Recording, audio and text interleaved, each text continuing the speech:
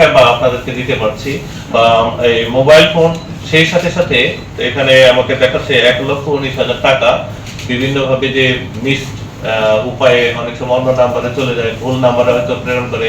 আবার অনেক সময় দেখা যায় যে প্রতারকরা বিভিন্ন নাম্বার বলে, এটা একটা ওটিপি বলেন, আপনার এই ছেলের একটা পুরস্কার পেয়েছে, অনেক সময় বলে যে এই উপবৃত্তির টাকা এই নাম্বারে একটু এসেছে, আপনি বিভিন্ন লাভ করেছেন, ঠিক না, লটারি করেছেন, বিভিন্ন ভাবে প্রতারণা করে থাকে।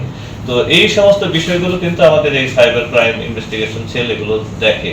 আবার সামাজিক যোগাযোগ মাধ্যম যেগুলো আছে, সাইবার ওয়ার্ল্ড যেগুলোকে বলে, মোবাইল সোশ্যাল যে সমস্ত মিডিয়া আছে, ফেসবুক আছে, অনেক রকম মানুষকে হেনস্থার শিকার করে, ঠিক না? আপনারা দেখতে পারেন বিভিন্ন ধরনের, বিশেষ করে মেয়েদের ছবি টবি দেয়, অনেক সময় হ্যাক করে নিয়ে যায়, অনেক সময় দখল করে বিভিন্ন রকম আজে বাজে পোস্ট দেয়, মানহানিকর কথাবার্তা বলে।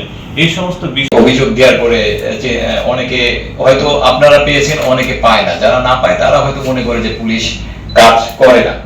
বেসিক্যালি যে মোবাইলে আপনার মোবাইলগুলো ওপেন হয় ওইগুলাই আমরা মানে আমরা ধরতে পারি, আর যেগুলো মোবাইলগুলো ওপেন হয় না বা খুলে পার্টস আকারে বিক্রি করে দেয় বা IMEI চেঞ্জ করে ফেলে, ওই মোবাইলগুলো এরা আসলে আর উদ্ধার করা সম্ভব হয় না আমাদের পক্ষে। কিন্তু মোবাইল ওপেন করলে আমাদের যারা কাজ করে তারা এটা আশা করে যে তারা ম্যাক্সিমাম ক্ষেত্রেই আপনার এগুলা উদ্ধার সম্ভব হয়।